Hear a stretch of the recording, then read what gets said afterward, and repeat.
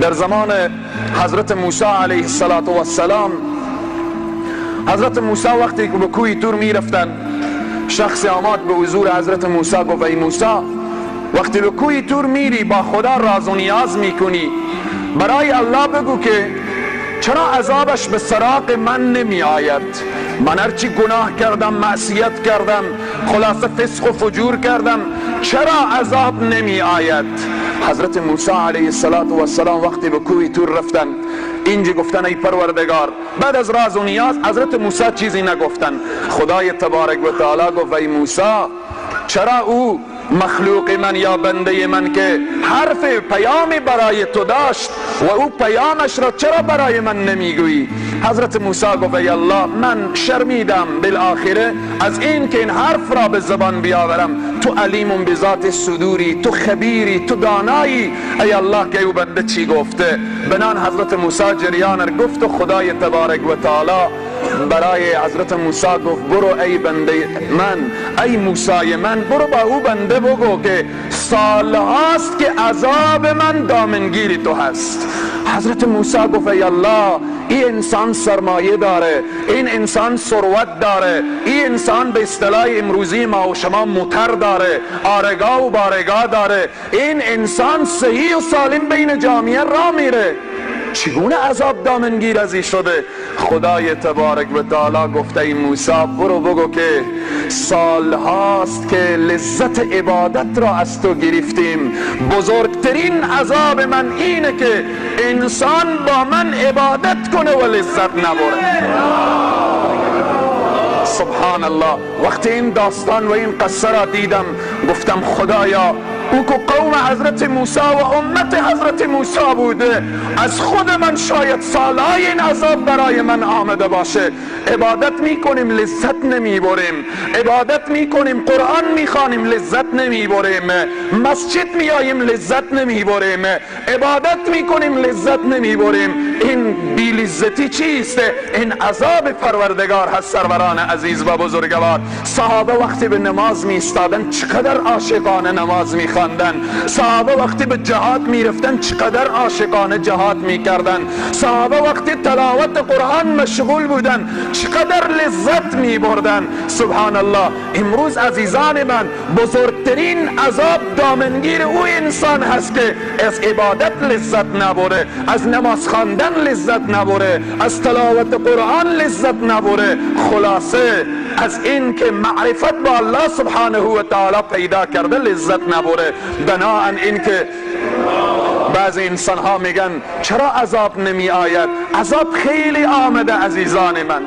دیشب یک جایی بودیم، یکی از دوستا بسیار گپ جالب زد، گفت به قوم لوط علیه السلام سنگ بارید. گفتم که بله سنگ بارید.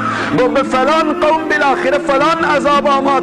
گفت نگاه کنیم که امروز چقدر مسلمان ها دوچار مرضهای مختلفی، بر یک سنگ خورده بر گرده یک انسان، سنگ خورده بر چشم یک انسان، سنگ خورده بر قلب یک انسان، سنگ خورده. اینها عذابایی است که الله ما را متوجه ساخته. ای انسان، تو را به مرضهای گوناگونی دوچار کردم تا این که تو انسان متوجه باشی، تا این که بفهمی و تا این که معرفت به الله سبحانه و تعالی پیدا کنی. این است عزیزان من، باید در عبادات خود لذت پیدا کنیم. چی وقت لذت می آید در عبادت؟ زمانی که سرمایه حلال باشه و زمانی که کار و معامله ما مطابق به شریعت مقدس اسلام باشه. حدیثی که تلاوت شد، رسول معظم اسلام ارتباط به انسانهایی که بازار را به استثمار می کشن و انسانهایی که خلاصه کارشان احتکار هست، رسول معظم اسلام می فرمایند بئس العبد المحتکر، بدترین انسان محتکر هست.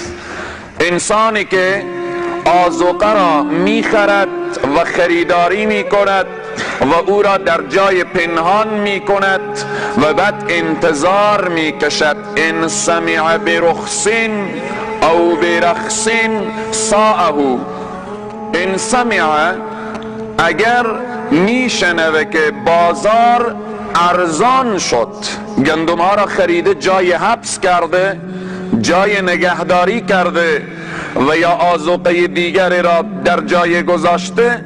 ان سمع برخصین یا برخصین، اگر شنید که این اشیا ارزان شده، ساعه، این بد میبره، از ارزانی آذوقه بدش می آیه. و بعد می فرماین و این سمع بغلائن فرح، وقتی میشنوه که این آذوقه گران شده و مسلمان ها خریداری کرده نمیتوانن و اگر بخرن هم به مشکلات، اینجا میشه فرح، این انسان خوشحال میشه. پس این انسان محتکر، این انسانی که کارش احتکاره، سرمایه اش رو به حرام میره و آیسته آیسته تبدیل به حرام میشه. کسی که بازار استثمار میکنه، پیامبر اکرم صلی الله علیه و سلم میفرمایند من دخل فی شیء من اسعار المسلمین لیغلیه، تا این که بازار به هم بزنه. یک بار یک تاجر خرم اندازه به بازار، اشیا و آذوقه را چنان خریداری میکنه که بازار قیمتها را بلند میبره. وقتی قیمتها را بلند برد، اینجا پیامبر اکرم صلی الله علیه وسلم میفرمایند کان حقا علی الله تبارک و تعالی ان یقعده، بر خدای تبارک و تعالی است که این انسان را بنشاند در کجا؟ بعزم من النار یوم القیامه، به آن جایی که آتش بزرگ هست، در آن آتش بزرگ این انسان را الله قرار میدهد. این انسانی که داخل بازار داخل شود و بازار را بشکند و بر روی مسلمان ها و مستضعفین و انسان های فقیر و مسکین بالآخره وضعیت بازار را به حالتی بیاورد تا اینکه او نتواند اشیای ضرورت خود را خریداری کند. در حدیث دیگر پیامبر اکرم صلی الله علیه وسلم میفرمایند من احتکر الطعام 40 لیله، کسی که طعام را 40 روز حبس بکنه، کسی که گندم را 40 روز نگاه داره به نیت این که این بالا بره، رسول معظم اسلام میفرمایند فقد بری من الله و بری الله من، الله از این انسان بیزار هست و این انسان هم به این عملی که انجام داده نعوذ بالله من ذلک، این هم بیزاری خود را از الله اعلان کرده است. بناهن پس از جمله سرمایه های حرام سرمایه انسان محتکر هست و سرمایه انسانی که بازار را می شکند و قیمت اشیا و طعام و آذوقه و اینها را بلند می برد. از جمله سرمایه های حرام انسانهایی که از رای قمار سرمایه به دست می آورند و انسانهایی که از رای شراب سرمایه به دست می آورند، قرآن عظیم الشان سرمایه این انسانها را حرام اعلان کرده. یا ایها الذین آمنو انما الخمر والمیسر والانصاب والازلام رجس من عمل الشیطان، اینها از اعمال شیطان هست.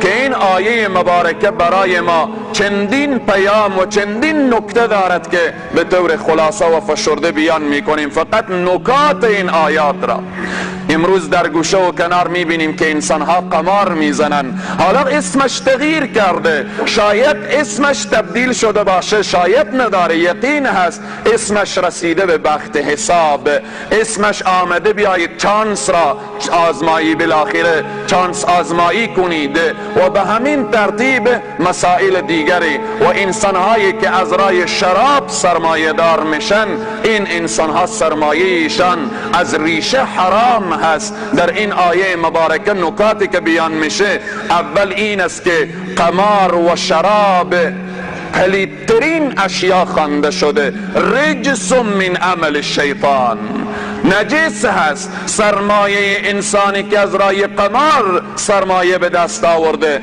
و انسانی که از رای شراب سرمایه به دست آورده، الله میگه، من نمیگم، یکی دیگر نمیگه، مخلوق نمیگه، خالق میگه که این سرمایه رجس است، نجس هست. این انسان فقط از نجاست ها هست که استفاده میکنه.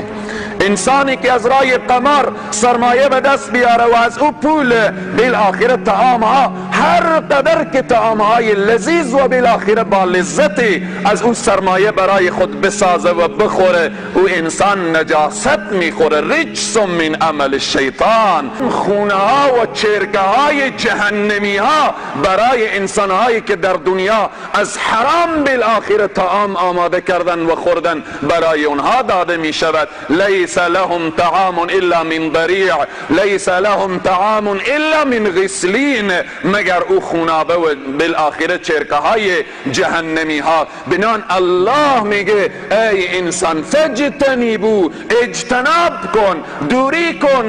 اگر دور نشوی فردا آتش جهنم، فردا عذاب بزرگ دامنگیر تو می شود. نکته چهارم این است که انسان وقت شراب و قمار را ترک کرد، الله سبحانه و تعالی می فرماید کسی که این دو را ترک کنه رستگار میشه. لعلکم تفلحون.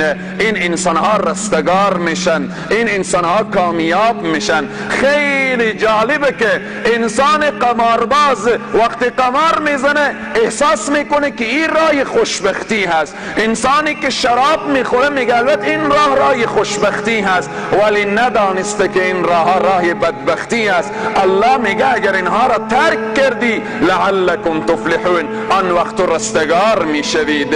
نکته پنجم این است که این دو، همین شراب و همین قمار، اینها برنامه های شیطان هست. از این طریق شیطان برنامه ریزی میکند. انسانی که به قمار دست بزنه، انسانی که به شراب دست بزنه، شما ببینیم چی عواقبی دارد. انسانی که در قمار خود یک بار و دو بار و سه بار بالاخره باخت، چقدر کینه ها به وجود می آید، چقدر بغض ها، چقدر عداوت ها، چقدر دشمنی ها. بالاخره تمام سرمایه و زندگی که همه از بعض انسان ها روی قمار رفته و تا حتی بدبختانه و متاسفانه که تا حتی بعض انسان های قمارباز از ناموس هم دریغ نکردن در این قسمت. سبحان الله. ببینیم که شیطان از چی طریقی و از چی وسایل استفاده می